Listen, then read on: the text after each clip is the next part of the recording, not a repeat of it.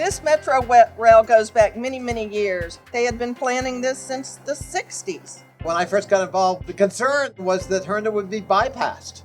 Well, ladies and gentlemen, we're not bypassed.